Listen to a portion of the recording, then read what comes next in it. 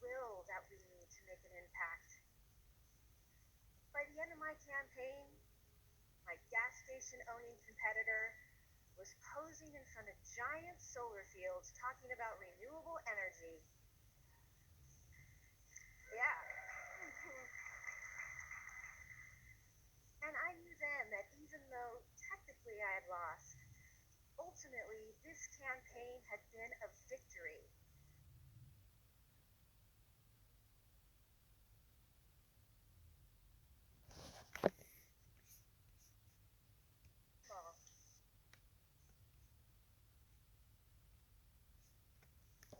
From those three TED Talks, it really gives you a vision of how advocacy helps people, especially when they need it most and when they feel like no one is listening to them.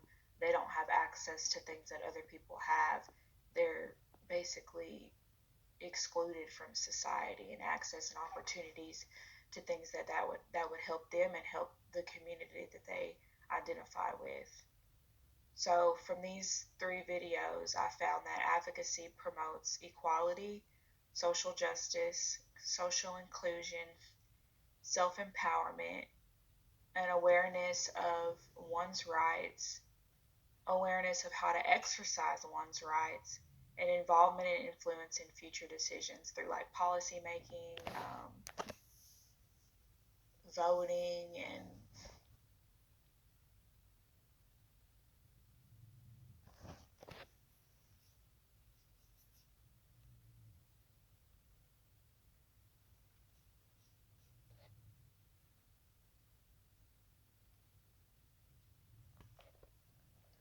talking about social advocacy for my clients and community at large and globally, it's important to split into three levels.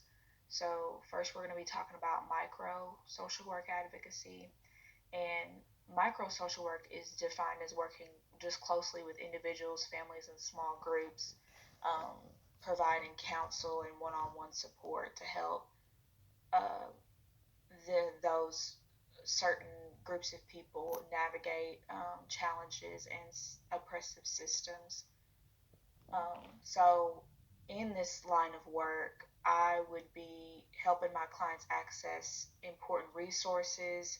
I would support my clients through therapy, coping with potential traumatic experiences during their job. I would provide counseling and support, coping with life changes and trauma, advocating for specific individuals or families to help them obtain services, rights, opportunities, and benefits that would likely not otherwise they wouldn't otherwise receive if I wasn't in the position of advocacy, social work, and that would advance their well-being. And I would be helping clients navigate social policies that personally impact them. I would be supporting clients in court and in front of appeal committees, promoting human rights and dignity in everyday life, educating clients to advocate on their own behalf, helping uh, clients understand that they have legal rights, even if they feel that their voices isn't being heard. It's my job in the micro social work of advocacy to um, allow them to see that they do have rights, even if the doctor or whoever is in power, if they're afraid of that they're not being heard, they're not being seen. Um, and then if issues or those things above that support doesn't help them in the circumstance that they're in, I might relay my client to an agency that investigates specific issues of the client, like if they've suffered from abuse or if they have a disability, allowing them allowing my allowing them to receive extra support and finding that support for them.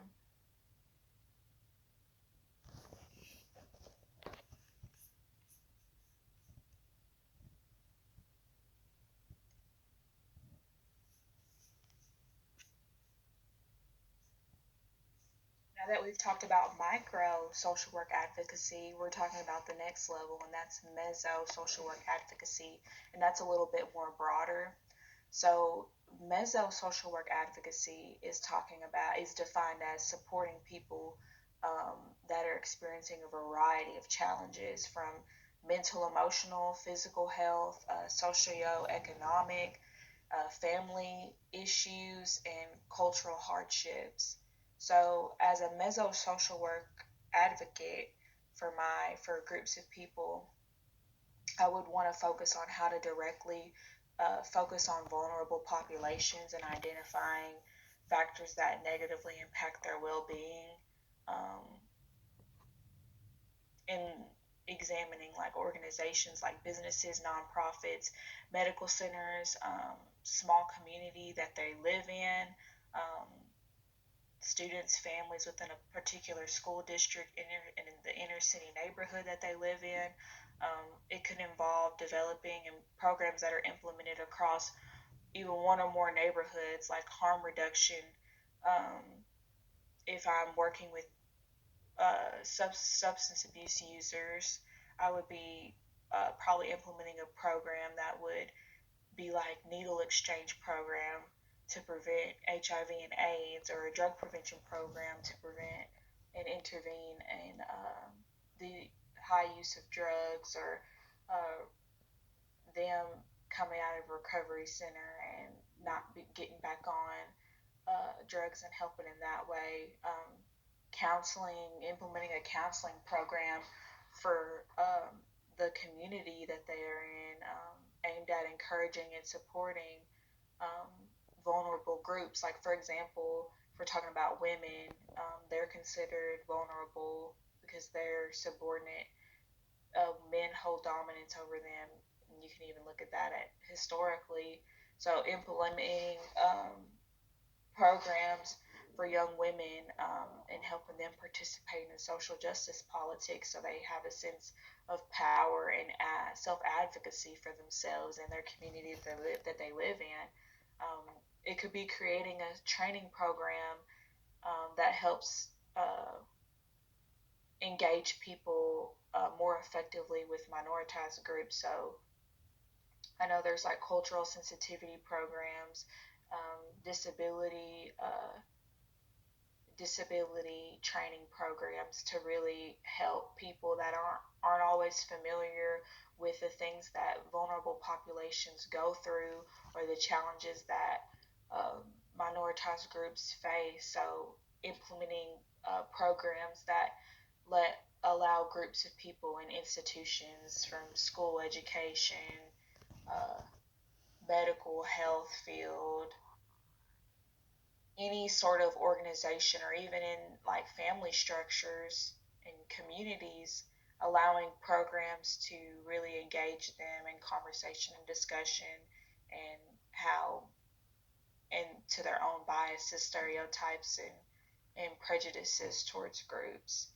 And also, a part of meso social work advocacy is to reform dysfunctional agencies and community policies. So, seeing and examining these policies aren't working, or they're not directly um, positively impacting these communities, we need to do something more, kind of assessing. And then establishing community coalitions to pressure those that hold power and authority. This could also involve establishing coalitions and groups of people collaborating to come together to maybe replace a leader at the local level, um, because they don't represent, and their policies don't represent um, communities that are deeply impacted by prejudice, bias, and stereotypes.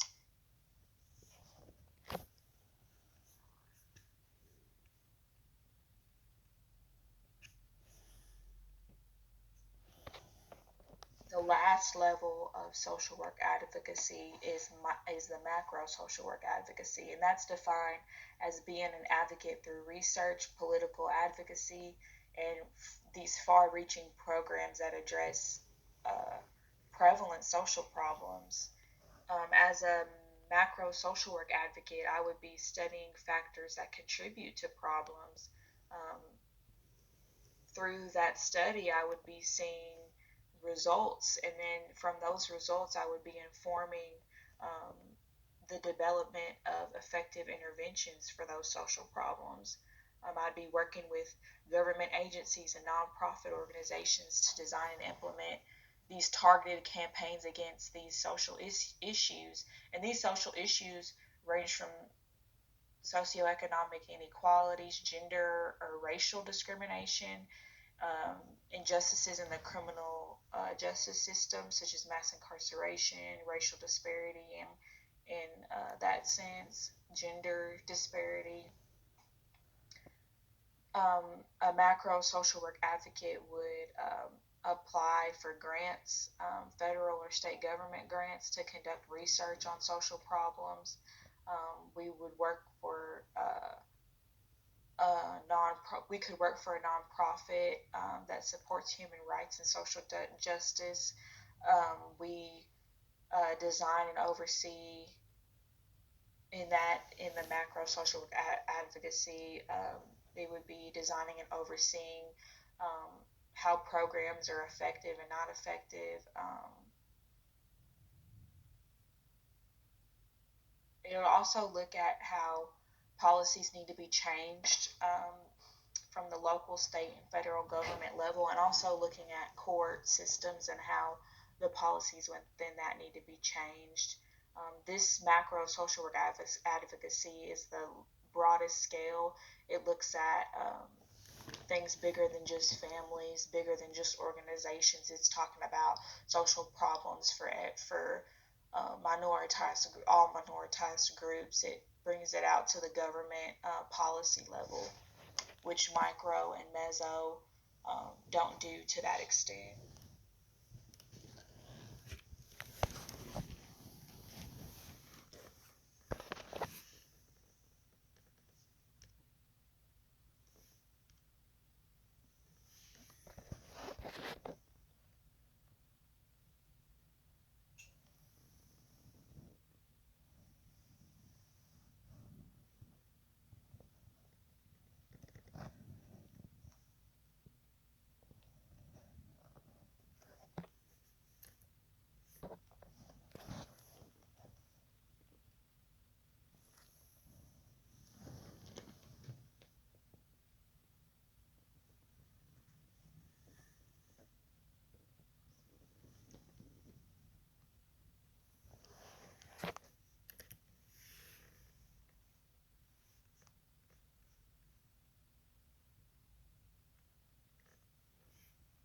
As a way to grow as a person and as a social work professional, it's important that I continue to acknowledge that privilege and oppression exist, not just for my social identities that are disadvantaged, but even for my social identities that are advantaged. Looking at intersectionality, it involves being critically aware of my own bias, prejudices, and stereotypes I hold towards groups that are different and ones that are similar to me. I plan as a social worker and as someone who really values the worth of the person and social justice and activism and advocacy for people that don't feel like they have a voice or are marginalized and minoritized in society, is to pay attention to their voices and what they're saying, and to continue reading about privilege. There's going to be new research coming out every year, and people and culture shifting and changing and staying the same. And it's important to keep up with that, because as I get older, I'm going to be dealing with people, not dealing, but serving people who are going to be different from me in some ways and the same for me in some ways. And it's important to talk about and have discussions, and for me to really pay attention and be attentive um, to people who I'm not gonna usually be around in my normal life, who have different opinions than me, and who grow up and have different experiences, have different privileges and advantages in society than me. It's important for me and for them for us to communicate, and that's what I plan to do, to grow as a person and continue to be a good social worker. Um, I'm also not only just paying attention and listening attentively, but taking what they say seriously and really not just setting it aside as, oh, well, that's just their opinion or that's just their experience, but really taking seriously what they're saying. I plan to take responsibility and do something about it. I'm not just gonna, as a social worker, I don't just want to hear a problem and then just sit on my thumbs and not do anything about it. I feel like it's my responsibility as a social worker to do something, to help them, to advocate, to do activism for the social issues that are presented in what I'm hearing, when I'm listening and paying attention to the story that they're telling me. When I encounter these oppressive systems, I plan to break silence by speaking out. And this is an example of if somebody makes a joke that stems from a stereotype, I plan to not laugh about it. And hopefully, this will allow other people to stop and think about what they said and how that, and maybe not make the joke anymore. And that could allow other people to break the silence and to really think critically and assess their own stereotypes, bias, and prejudices towards groups of people. I will continue to ask questions of people who perpetuate stereotypes, even if it causes discomfort. And that's one big thing with me is feeling like I'm uncomfortable to call out people, and I'm not uncomfortable calling out myself, but I'm uncomfortable when other people perpetuate stereotypes and make jokes and laugh and do things that continue to leave groups of people inferior to other groups, and continue to otherize. Um, I want to really assess that, and even if it causes discomfort, still do it. I plan to not support businesses or leaders that continue to maintain and reinforce oppressive systems. I want to continue to leave space open for men to talk about their masculinity and for women to talk about their fears of threats of violence. Um, Earlier in this slide in part one, and I was assessing my personal biases, prejudices, and stereotypes, I talked about men and how I feel that I need to walk on the opposite side of the street when they're coming up behind me or coming in front of me, or I feel like I need to make it seem like I'm headed towards my destination because I fear that violence is going to be acted upon me, or I feel like they're going to be aggressive. And those are stereotypes that I've placed on men. And men, they're not even a minoritized group, they're considered a dominant group, but we still have to look at how we not only exclude minoritized groups from the conversation, but exclude dominant groups from the conversation.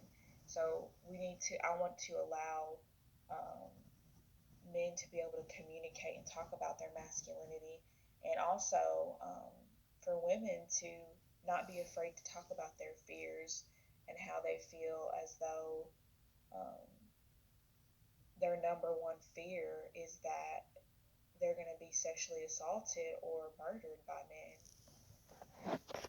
I want to shelve my own personal biases and stereotypes and prejudice to be able to include men in the conversation of masculinity and ways to dismantle sexism, homophobia, transphobia, heteronormative structures and institutions.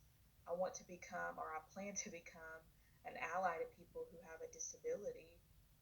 I plan to work with people who support my effort to make a difference in the lives of people who are disadvantaged and advantaged in society.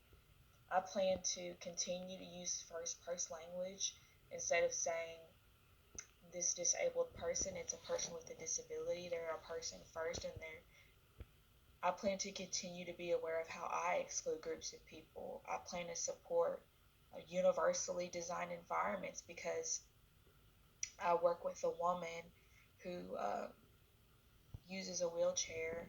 She uses a wheelchair for the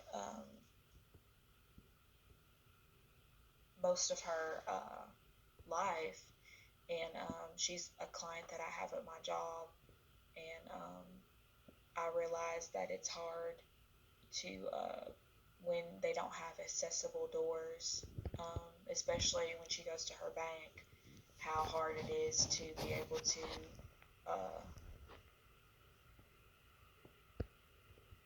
access certain buildings and stuff for her. And I didn't. That's not something that I had realized before. So I think that a good way to be an advocate for people with disabilities, especially physical disability, is to support environments that allow for automatic doors and buttons, and also support universal instructional design in education, because they are designed to bring students with a disability, staff, students without a disability, and teachers together in a classroom setting where students that have a disability don't have to be separated into a whole different other classroom, which further otherizes them and leaves them feeling excluded from students that don't have a disability. I plan to continue to fight for the rights of women and the validation of our feelings. I plan to make room for both minoritized and advantaged groups of people because this is the only way for me to grow as a person and as a professional social worker.